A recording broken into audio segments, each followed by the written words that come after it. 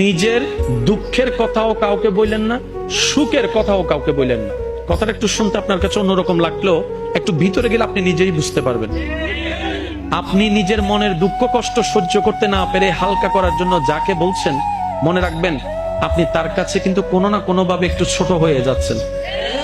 এমনও হতে পারে আপনার দুঃখের সে কথাগুলা আপনার সামনে অভিনয় করে যে আপনাকে বুঝ দিয়েছে, সে পিছনে আপনার সেই দুঃখের কথা নিয়ে হাসি ঠাট্টা করতেও দ্বিধাবোধ করে না, এমন অনেক মানুষ আছে। আপনি যাকে দুঃখের কথা বলে মনকে হালকা করার চেষ্টা করছেন, আপনার দুঃখের কথার সে দুঃখটা সে বুঝবে না, কারণ তার সাথে তো সেটা ঘটেনি। সেজন্য আপনাকে 3 মাস 4 মাস 3 বছর পরও হয়তো আঙ্গুল তুলে দেখাই দিতে পারে, সেই কথাটার কথা দিয়ে খোঁটা দিতে পারে। কথা বলেন ঠিক কিনা?